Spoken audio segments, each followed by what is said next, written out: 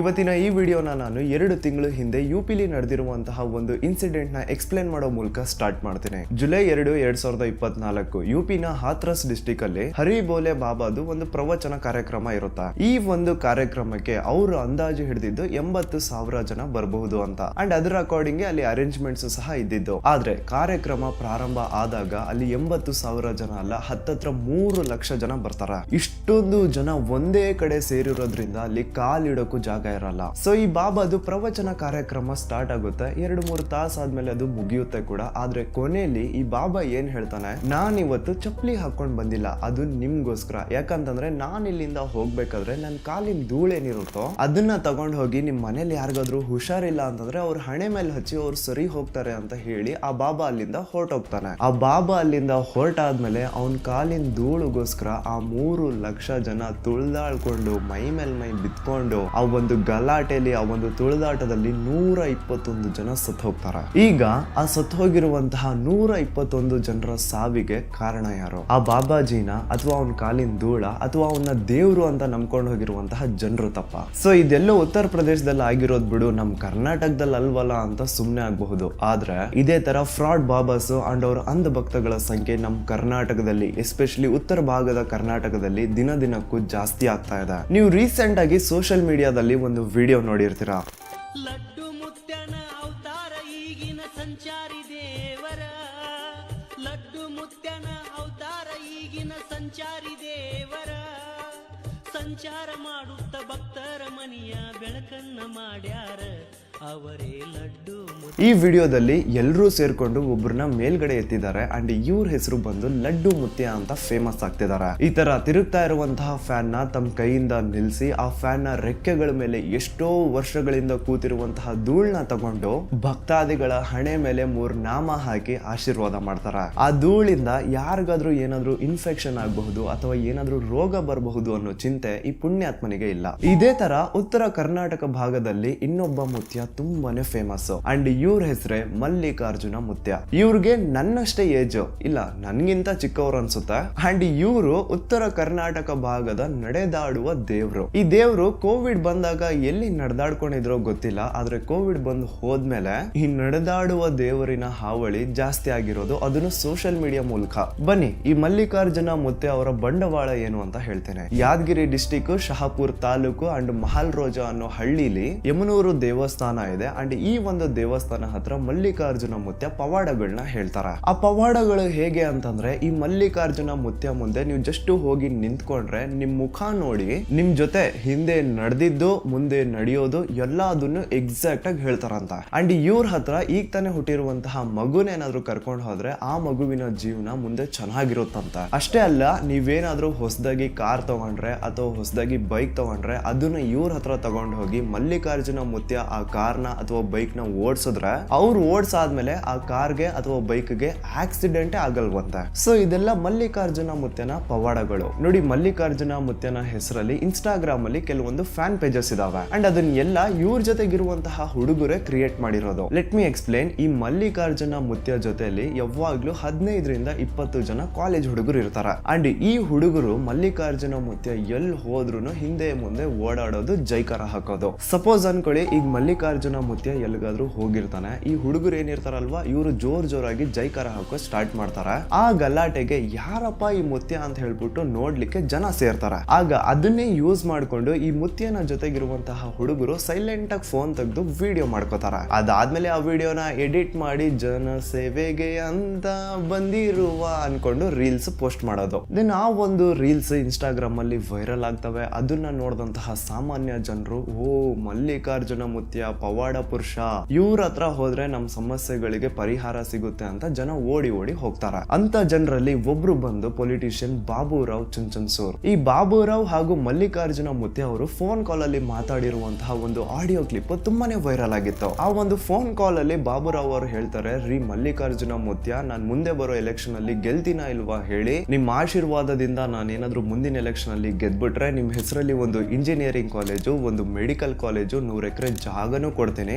ಒಟ್ಟು ನಾನು ಎಲೆಕ್ಷನ್ ಅಲ್ಲಿ ಗೆಲ್ಬೇಕು. ನೀವು ನಿಮ್ಮ ಭಕ್ತಾದಿಗಳಿಗೆ, ನಿಮ್ಮ ಊರಿನವ್ರಿಗೆ, ನಿಮ್ಮ ಅಕ್ಕಪಕ್ಕ ಹಳ್ಳಿಯವ್ರಿಗೆಲ್ಲ ಹೇಳಿ ನನಗೆ ವೋಟ್ ಹಾಕ್ಸಿ ನನ್ನನ್ನ ಎಲೆಕ್ಷನ್ ಅಲ್ಲಿ ಗೆಲ್ಲಿಸ್ರಿ ಅಂತ ಮಾತಲ್ಲೇ ಕಾಲಿಗೆ ಬೀಳೋ ತರ 70 ವರ್ಷದ ಮುದುಕ 25 ವರ್ಷ ಹುಡುಗನ ಹತ್ರ ಕೇಳ್ಕೊತಾ ಇರೋದು. ಇದಕ್ಕೆ ಮುತ್ಯ ಏನ್ ಹೇಳ್ತಾರೆ ಗೊತ್ತಾ? ಬಾಬುರಾವ್, ನೀನ್ ಎಲೆಕ್ಷನ್ ಅಲ್ಲಿ ಗೆದ್ದೆ ಗೆಲ್ತೀಯ, ನಾನು ಹೇಳ್ತಾ ಇದ್ದೀನಿ, ಕರ್ನಾಟಕದಲ್ಲಿ ಒಂದೇ ಅಲ್ಲ ಇಡೀ ಭಾರತದಲ್ಲಿ ನಿನ್ನ ಹೆಸರಾಗುತ್ತೆ. ನಾನು ಈ ತರ ಹೇಳಿದ್ದೇನಾದ್ರೂ ಆಗಿಲ್ಲ ಅಂತಂದ್ರೆ ನಾನು ಇಲ್ಲಿ ಪವಾಡಗಳನ್ನ ಹೇಳೋದು ನನ್ನ ಗದ್ಗೆನೆ ಬಿಟ್ಬಿಡ್ತೀನಿ ಅಂತ ಮಲ್ಲಿಕಾರ್ಜುನ ಮುತ್ಯ ಓಪನ್ ಆಗಿ ಹೇಳ್ತಾರೆ. ಶೀಟ್ ಅಲ್ಲದು ನನ್ ಶೀಟ್ ಅದ, ನಂದು ನೀ ಯಾವಾಗ ಮೇರ್ಲಿಲ್ಲ ಅಂದ್ರೆ ಇಲ್ಲ ಕೂಡ ನಾ ಬಿಡು. ಆದ್ರೆ 2023 ವಿಧಾನಸಭಾ ಚುನಾವಣೆಯಲ್ಲಿ ಬಾಬುರಾವ್ ಚುಂಚನ್ಸೂರ್ ಅವರು ಹೀನಾಯವಾಗಿ ಸೋತ್ ಹೋಗ್ತಾರ. ನೀನ್ ಎಲೆಕ್ಷನ್ ಅಲ್ಲಿ ಏನಾದ್ರೂ ಗೆದ್ದಿಲ್ಲ ಅಂತಂದ್ರೆ ನಾನು ಇಲ್ಲಿ ಗದ್ಗೆನೆ ಬಿಟ್ಬಿಡ್ತೀನಿ ಅಂತ ಹೇಳಿದಂತಹ ಮುತ್ಯ ತನ್ನ ಮಾತಿನ ಮೇಲೆನೆ ನಿಲ್ಲಲ್ಲ. ಸೊ ಇದನ್ನ ವಿಜಯಪುರಿನ ಶಕ್ತಿ ಕುಮಾರ್ ಅನ್ನೋ ಪತ್ರಗಾರ ಒಬ್ರು ಪ್ರಶ್ನೆ ಮಾಡ್ತಾರ. ಅಲ್ಲ ಮುತ್ಯ ಅವರೇ, ಬಾಬುರಾವ್ ಚುಂಚನ್ಸೂರ್ ಏನಾದ್ರೂ ಎಲೆಕ್ಷನ್ ಅಲ್ಲಿ ಗೆದ್ದಿಲ್ಲ ಅಂತಂದ್ರೆ ನಾನು ಇಲ್ಲಿ ಗದ್ಗೆನೆ ಬಿಟ್ಬಿಡ್ತೀನಿ ಅಂತ ಹೇಳ್ದವ್ರು ನೀವು, ಈಗ ಯಾಕೆ ನಿಮ್ ಮಾತಿನ ಮೇಲೆ ನಿಲ್ತಾ ಇಲ್ಲ ಅಂತ. ಆದ್ರೆ ಈ ಒಂದು ಪ್ರಶ್ನೆಗೆ ಮಲ್ಲಿಕಾರ್ಜುನ ಮುತ್ಯ ಉತ್ತರ ಕೊಡೋಕಾಗದೆ ತನ್ನ ಸಾಗಿರುವಂತಹ ಗುಂಡಗಳ ಕೈಯಿಂದ ಫೋನ್ ಮಾಡಿಸಿ ಜರ್ನಲಿಸ್ಟ್ ಶಕ್ತಿ ಕುಮಾರ್ ಅವ್ರಿಗೆ ಜೀವ ಬೆದರಿಕೆ ಹಾಕ್ಸ್ತಾರ. ಏನ್ ಮಾಡ್ತಿ? ನನ್ನ ಜೀವವಾದ್ರ ಪರವಾಗಿಲ್ಲ, ಜೀವ ತಿಂತಿ ನೋಡು. ಏನ್ ನಿನ್ ಹೆಸರ? ಆದ್ರೆ ಶಕ್ತಿ ಕುಮಾರ್ ಅದಕ್ಕೆಲ್ಲ ಅಂಜದೆ ಮಲ್ಲಿಕಾರ್ಜುನ ಮುತ್ಯ ಅವ್ರಿಗೆ ಇನ್ನೊಂದು ಸವಾಲ್ ಹಾಕ್ತಾರ. ಅಲ್ಲ ಮಲ್ಲಿಕಾರ್ಜುನ ಮುತ್ಯ ಅವರೇ, ಬಾಬುರಾವ್ ಚುಂಚನ್ಸೂರ್ ಮ್ಯಾಟರ್ ಅಲ್ಲಿ ನಿಮ್ ಪವಾಡ ವರ್ಕ್ ಆಗಿಲ್ಲ, ಆದ್ರೆ ನಿಜವಾಗ್ಲೂ ನೀವು ಭವಿಷ್ಯನ ಹೇಳ್ತೀರಾ, ನೀವು ಪವಾಡಗಳನ್ನ ಮಾಡ್ತೀರಾ ಅನ್ನೋದಾದ್ರೆ ನಂದೊಂದು ಸವಾಲಿದೆ. ಮುಂದಿನ ವರ್ಷ ಚುನಾವಣೆಯಲ್ಲಿ ಯಾವ ಪಕ್ಷ ಗೆಲ್ಲುತ್ತೆ ಅಂಡ್ ಯಾರು ಮುಖ್ಯಮಂತ್ರಿಗಳಾಗ್ತಾರೆ ಅನ್ನೋದನ್ನ ಹೇಳಿ ಅಂತ ಶಕ್ತಿ ಕುಮಾರ್ ಮಲ್ಲಿಕಾರ್ಜುನ ಮುತ್ಯ ಅವ್ರಿಗೆ ಸವಾಲ್ ಹಾಕ್ತಾರೆ. ಆದ್ರೆ ಆಗ್ಲೂ ಮಲ್ಲಿಕಾರ್ಜುನ ಮುತ್ಯ ಇದಕ್ಕೆಲ್ಲ ಉತ್ತರ ಕೊಡದೆ ಮಲ್ಲಿಕಾರ್ಜುನ ಮುತ್ಯರ ಅಂಧ ಭಕ್ತ ಒಬ್ರು ಶಕ್ತಿ ಕುಮಾರ್ಗೆ ಕಾಲ್ ಮಾಡಿ ಏನ್ ಹೇಳ್ತಾರೆ ಗೊತ್ತಾ? ಬಾಬುರಾವ್ ಚುಂಚನ್ಸೂರ್ ಮ್ಯಾಟರ್ ಅಲ್ಲಿ ಬಾಬುರಾವ್ ಎಲೆಕ್ಷನ್ ಅಲ್ಲಿ ಸೋತ್ ಹೋಗ್ತಾನೆ ಅನ್ನೋ ವಿಷಯ ನಮ್ಮ ಮುತ್ಯಗೆ ಆಲ್ರೆಡಿ ಗೊತ್ತಿತ್ತು. ಸೊ ಯಾವಾಗ ಬಾಬುರಾವ್ ಬಂದು ಮಲ್ಲಿಕಾರ್ಜುನ ಮುತ್ಯ ಹತ್ರ ನಾನು ಎಲೆಕ್ಷನ್ ಅಲ್ಲಿ ಗೆಲ್ತೀನ ಇಲ್ವಾ ಅಂತ ಹೇಳಿ ಅಂತ ಕೇಳಿದಾಗ ನಮ್ಮ ಮುತ್ಯ ನೀನ್ ಗೆಲ್ತೀಯ ಹೋಗು ಅಂತ ಹೇಳಿ ಭರವಸೆ ಕೊಟ್ಟು ಕಳ್ಸಿದ್ರು. ಆಗ್ಲೇ ಏನಾದ್ರೂ ನಮ್ಮ ಮುತ್ಯ ನೀನ್ ಎಲೆಕ್ಷನ್ ಅಲ್ಲಿ ಸೋತ್ ಹೋಗ್ತೀಯಪ್ಪ ಅಂತ ಹೇಳ್ಬಿಟ್ಟಿದ್ರೆ ಆ ವ್ಯಕ್ತಿ ಮಾಡ್ಕೊಂಡು ಸತ್ ಹೋಗ್ಬಿಡ್ತಿದ್ದ. ಸೊ ಒಂದು ಜೀವ ಉಳಿಲಿ ಅಂತ ಹೇಳ್ಬಿಟ್ಟು ನಮ್ಮ ಮುತ್ಯ ಸುಳ್ಳು ಹೇಳಿದ್ರು ಅಂತ ಹೇಳ್ತಾನೆ. ಹಾಗಲ್ಕಾಯಿಗೆ ಬೇವಿನಕಾಯಿ ಸಾಕ್ಷಿ ಅನ್ನೋ ತರ ಇವ್ರ ಮುತ್ಯ ಏನೇ ಹೇಳಿ, ಏನೇ ಮಾಡ್ಲಿ, ಏನೇ ಸುಳ್ಳು ಹೇಳಿದ್ರು ಇಲ್ಲ ಅದ್ ಹಂಗಲ್ಲ, ನಮ್ಮ ಮುತ್ಯ ಹೇಳಿದ ಅರ್ಥ ಇದಿತ್ತು ಅದಿತ್ತು ಅಂತ ಈ ಅಂಧ ಭಕ್ತಾದಿಗಳು ಅವ್ರನ್ನ ಸಮರ್ಥಿಸ್ಕೊಳ್ಳೋದು. ಈ ಮಲ್ಲಿಕಾರ್ಜುನ ಮುತ್ಯ ಸೆಕೆಂಡ್ PUC ಓದಿರೋದು. ಪಾಸ್ ಆಗಿದ್ರೋ ಫೇಲ್ ಆಗಿದ್ರೋ ನನಗ್ ಗೊತ್ತಿಲ್ಲ, ಆದ್ರೆ ಸ್ಪೋರ್ಟ್ಸ್ ಬೈಕ್ ನ ಹೈ ಸ್ಪೀಡ್ ಅಲ್ಲಿ ಹೆಲ್ಮೆಟ್ ಇಲ್ದೆ ಓಡಿಸ್ತಾರೆ. ವೈಟ್ ಬೋರ್ಡ್ ಇರುವಂತಹ ಕಾರ್ಗೆ ಪೊಲೀಸ್ ಸೈರನ್, ಪೊಲೀಸ್ ಲೈಟ್ ನ ಹಾಕ್ಸ್ಕೊಂಡು ಓಡಾಡೋದು.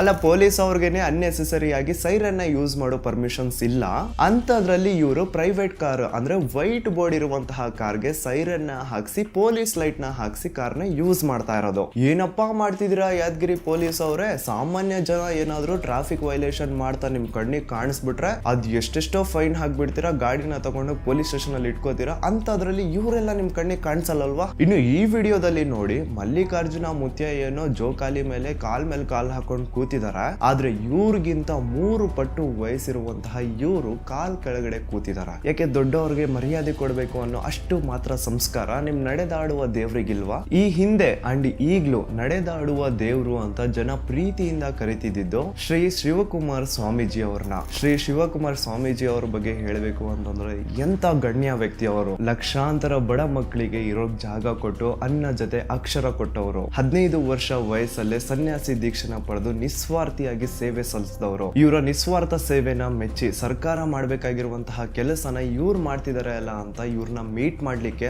ಆಗಿನ ಕಾಲದಲ್ಲೇ ಇಂದಿರಾ ಗಾಂಧಿ, APJ ಅಬ್ದುಲ್ ಕಲಾಂ, ನರೇಂದ್ರ ಮೋದಿ ಅಂಡ್ ರಾಹುಲ್ ಗಾಂಧಿ ಎಲ್ಲ ಬಂದು ಹೋಗಿದ್ದಾರೆ. 2007ರಲ್ಲಿ ಕರ್ನಾಟಕ ರತ್ನ ಪ್ರಶಸ್ತಿ, 2015ರಲ್ಲಿ ಪದ್ಮಭೂಷಣ ಪ್ರಶಸ್ತಿ, 2017ರಲ್ಲಿ ಭಾರತ ರತ್ನ ಪ್ರಶಸ್ತಿ, ಈ ತರ ಹಲವಾರು ಪ್ರಶಸ್ತಿಗಳು ಇವರಿಗೆ ಸೇರಿದೆ. ಆದ್ರೆ ಎಲ್ಲದಕ್ಕೂ ದೊಡ್ಡದಾಗಿ ಜನರೇ ಇವ್ರನ್ನ ನಡೆದಾಡುವ ದೇವ್ರು ಅಂತ ಕರೆದಿದಾರ. ಯಾಕೆ ಗೊತ್ತಾ ಜನ ಇವ್ರನ್ನ ಈ ತರ ಕರೆದಿದ್ದು? ಇವ್ರೇನೋ ಪವಾಡ ಮಾಡ್ತಾರೆ, ಮುಖ ನೋಡಿ ಹಿಂದೆ ನಡೆದಿದ್ದು ಮುಂದೆ ನಡೆಯೋದು ಎಲ್ಲದನ್ನು ಹೇಳ್ತಾರೆ ಅಂತಲ್ಲ. ಆ ತರ ಎಲ್ಲ ನಂಬಿಕೆ ಇಟ್ಕೊಂಡ್ ಬಂದವ್ರನ್ನ ಇದೆಲ್ಲ ಮೂಢ ನಂಬಿಕೆ, ಇದನ್ನೆಲ್ಲಾ ಬಿಟ್ಟು ಮೊದ್ಲು ಕಷ್ಟಪಟ್ಟು ದುಡಿದು ತಿನ್ನಿ ಅಂತ ಹೇಳಿ ಬೈದು ಬುದ್ಧಿ ಹೇಳಿ ಕಳ್ಸೋರು ಶ್ರೀ ಶಿವಕುಮಾರ್ ಸ್ವಾಮೀಜಿ ಅವರು. ಯಾವುದೋ ಪೊಲಿಟಿಷಿಯನ್ ದುಡ್ಡು ಕೊಡ್ತಾನೆ, ಕಾಲೇಜ್ ಹೆಸರಲ್ಲಿ ಮಾಡಿಸ್ತಾನೆ ಅನ್ನೋ ಆಸೆಯಲ್ಲಿ ಇವ್ರಿಗೆ ವೋಟ್ ಹಾಕಿ ಅಂತ ಹೇಳ್ದವ್ರೆ ಅಲ್ಲ ಅವರು. ಅಂಡ್ ನಾನು ರಿಸರ್ಚ್ ಮಾಡ್ಬೇಕಾದ್ರೆ ನನ್ಗೆ ಇನ್ನೊಂದು ವಿಷಯ ಗೊತ್ತಾಗಿತ್ತು. ಶ್ರೀ ಶಿವಕುಮಾರ್ ಸ್ವಾಮೀಜಿ ಅವರು KR ಪೇಟೆಗೆ ಬಂದು ಪ್ರವಚನ ಮಾಡ್ತಿರ್ತಾರೆ. ಅಂಡ್ ಆ ಪ್ರವಚನ ಮುಗ್ದಾದ್ಮೇಲೆ ಅಲ್ಲಿರುವಂತಹ ಭಕ್ತಾದಿಗಳು ಅವ್ರಿಗೆ ಏನ್ ಹೇಳ್ತಾರೆ ಗೊತ್ತಾ? ನಾವು ನಿಮ್ಗೆ 150 ಎಕರೆ ಜಾಗ ಕೊಡ್ತೀವಿ, ನೀವು ಇದೇ ಜಾಗದಲ್ಲಿ ಒಂದು ಮಠನ ಸ್ಟಾರ್ಟ್ ಮಾಡಿ ಅಂತ ಕೇಳಿದಾಗ ಹಿಂದೆ ಮುಂದೆ ನೋಡದೆ ಸ್ವಾಮೀಜಿ ಅವರು ಮಕ್ ಹೋಗಿತಾರೆ, ನಮ್ಗೆ ಯಾವ್ದು ಬೇಡಪ್ಪ, ನಮ್ಗೆ ಇರೋ ಮಠನೇ ಸಾಕು ಅಂತ. ಸೊ ಇಂಥ ನಿಸ್ವಾರ್ಥ ಸೇವೆ ಸಲ್ಲಿಸ್ತಾ ಇದ್ದಂತಹ ಜೀವಿಗೆ ಕೊಟ್ಟಂತಹ ಒಂದು ಕೀರ್ತಿನ ಅದ್ ಯಾರೋ ಗುಟ್ಕಾ ತಿಂದು ನಾನು ಮುತ್ಯ ಇದ್ದೀನಿ, ನಾನು ಪವಾಡಗಳು ಹೇಳ್ತೀನಿ ಅಂತ ಜನರನ್ನ ಇದಾನಲ್ವಾ, ಅವ್ರದ್ದು ತಪ್ಪಿಲ್ಲ. ಅವ್ರನ್ನ ಮೆರೆಸ್ತಾ ಇರುವಂತಹ ನಮ್ಗಳ ಜನಗಳ ತಪ್ಪು. ಈ ಮುತ್ಯಗಳು ತಮ್ಮ ಹತ್ರ ಬಾ ಅಂತ ಇವ್ರನ್ನೇನು ಕರೆಯಲ್ಲ, ಏನು ಹೇಳಲ್ಲ. ಈ ಜನಗಳೇ ಓಡಿ ಓಡಿ ಇವ್ರ ಹತ್ರ ಹೋಗೋದು. ಅಂಡ್ ಅದನ್ನೇ ಈ ಮುತ್ಯಗಳು ಹೇಳ್ಕೊಳ್ಳೋದು ಕೂಡ. ನಾವೇನೋ ಪವಾಡ ಮಾಡಿರ್ತೀವಿ, ಏನೋ ಹೇಳಿರ್ತೀವಿ, ಅದು ವರ್ಕ್ ಆಗಿರುತ್ತೆ, ಅದಕ್ಕೆ ಇಷ್ಟು ಜನ ನಮ್ಮ ಹತ್ರ ಬರೋದು ಅಂತ ದೊಡ್ಡದಾಗಿ ಹೇಳ್ಕೊಳ್ಳೋದು. ಆದ್ರೆ ಫ್ಯಾಕ್ಟ್ ಏನು ಗೊತ್ತಾ? ದೇಶಕ್ಕೆ ಹೈಯೆಸ್ಟ್ ಟ್ಯಾಕ್ಸ್ ಪೇ ಮಾಡ್ತಿರುವಂತಹ ನಮ್ಮ ಕರ್ನಾಟಕ ರಾಜ್ಯದ ಲಿಟ್ರಸಿ ರೇಟ್ 74% ಅಷ್ಟೇ. ಅದರಲ್ಲಿ ಇನ್ನು ಈ ಉತ್ತರ ಕರ್ನಾಟಕ ಭಾಗದ ಕಡೆ ಬಂದ್ರೆ ಅಲ್ಲಿ ಅಂತೂ ಲಿಟ್ರಸಿ ರೇಟ್ 50% ಅಷ್ಟೇ. ಅಂದ್ರೆ ಅನ್ಕೊಳ್ಳಿ 4 ಜನರ ಗುಂಪಲ್ಲಿ ಇಬ್ರಿಗೆ ಓದು ಬರಹ ಬರುತ್ತೆ, ಇನ್ನು ಇಬ್ರಿಗೆ ಓದು ಬರಹ ಅನ್ನೋದು ಇರಲ್ಲ. ಅಂಡ್ ಆ ಓದು ಬರಹ ಇಲ್ಲದೆ ಇರುವಂತಹ ಹಳ್ಳಿ ಜನರನ್ನ ಹೇಗೆ ಆಮರಿಸೋದು ಅಂತ ಈ ಫ್ರಾಡ್ ಬಾಬುಗಳಿಗೆ ಚೆನ್ನಾಗಿ ಗೊತ್ತು. ನೋಡಿ, ಮಲ್ಲಿಕಾರ್ಜುನ ಮುತ್ಯ ಅಂತ ಒಬ್ರೇ ಅಲ್ಲ, ಈ ಉತ್ತರ ಕರ್ನಾಟಕ ಭಾಗದಲ್ಲಿ ತುಂಬಾ ಜನ ಮುತ್ಯಗಳಿದ್ದಾರೆ. ಫಾರ್ ಎಕ್ಸಾಂಪಲ್ ಈ ಒಂದು ವಿಡಿಯೋನೇ ನೋಡಿ. ಇವರು ಲಡ್ಡು ಮುತ್ಯ ಅಂತ ಫೇಮಸ್ ಆಗಿರೋದು. ಇವರು ಫ್ಯಾನ್ ಮೇಲೆ ಕೂತಿರುವಂತಹ ಧೂಳ್ನ ತೆಗೆದು ತಮ್ಮ ಭಕ್ತಾದಿಗಳ ಹಣೆ ಮೇಲೆ ಹಚ್ಚೋದು. ಅದೇ ತರ ಈ ವಿಡಿಯೋ ನೋಡಿ, ಇದು ಕಮಲಿವಾಲೆ ಬಾಬಾ ದರ್ಗಾದು. ಎಷ್ಟು ನಾಟಕ ನೋಡಿ ಇವ್ರದೆಲ್ಲ.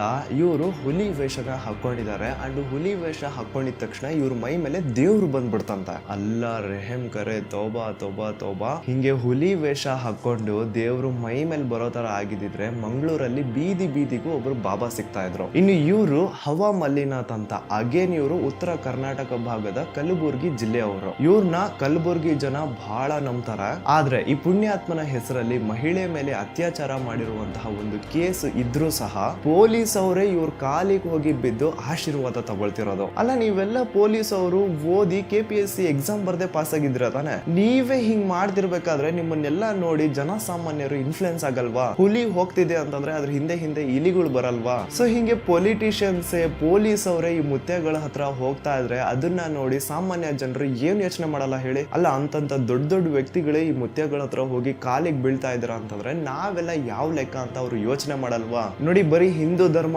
ಒಂದೇ ಅಲ್ಲ, ಎಲ್ಲಾ ಧರ್ಮದಲ್ಲೂ ಈ ತರ ಫೇಕ್ ಬಾಬಾಸ್ ಇದಾರೆ. ಯಾಕೆ ಮುಸ್ಲಿಂ ಅಲ್ಲಿ ಎಷ್ಟು ಜನ ಫೇಕ್ ಬಾಬಾಸ್ ಇಲ್ಲ? ಅಲ್ಲ, ಸುಮ್ನೆ ಹೋಗಿ ಅಂತವ್ರ ಕೈ ಕಾಲಿಗೆಲ್ಲ ಬಿದ್ದು ಕೇಳ್ಕೊಳ್ಳೋದೆಲ್ಲ ಬೇಕಾ ನಿಮ್ಗೆ? ನೀವು ಆರಾಧಿಸೋ ದೇವ್ರ ಮೇಲೆ ನಂಬಿಕೆ ಇಡಿ. ನಿಮ್ಗೆ ಒಳ್ಳೇದಾಗೋ ತರ ಇದ್ರೆ ಆ ದೇವ್ರ ಕಡೆ ಅಂತಾನೆ ಆಗೋದು, ಇಂಥ ಮುತ್ಯಗಳಿಂದ ಅಲ್ಲ. ಸೊ ಈ ವಿಡಿಯೋನ ನಾನು ಮಾಡಿದ್ದು ಜನರನ್ನ ಒಂದ್ ಸ್ವಲ್ಪ ಎಚ್ಚರಗೊಳಿಸ್ಲಿಕ್ಕೆ. ನನಗೆ ಯಾರ ಮೇಲೂ ಏನು ದ್ವೇಷ ಇಲ್ಲ. ಸೊ ಪ್ಲೀಸ್ ನನಗೆ ಕಾಲ್ ಮಾಡಿ ಧಮಕಿ ಕೊಡೋದೆಲ್ಲ ಮಾಡಬೇಡಿ, ನಿಮ್ ಒಳ್ಳೇದಕ್ಕೆ ಹೇಳ್ತಿದ್ದೇನೆ. ಓಕೆ ಗೈಸ್, ಈ ಹಿಂದೆ ನಾನು ದರ್ಶನ್ ಅವ್ರ ಕೇಸ್ ಬಗ್ಗೆನೂ ಎಕ್ಸ್ಪ್ಲೈನ್ ಮಾಡ್ತಾ ಒಂದು ವಿಡಿಯೋ ಮಾಡಿದ್ದೆ. ಇಲ್ಲಿ ಕ್ಲಿಕ್ ಮಾಡಿ ಆ ಒಂದು ವಿಡಿಯೋನ ನೋಡಬಹುದು. ನಿಮ್ಮ ದೂತ ನಾನ್ ಸಮೀರ್ MD. ಮತ್ತೆ ಸಿಗ್ತೀನಿ ನೆಕ್ಸ್ಟ್ ವಿಡಿಯೋದಲ್ಲಿ.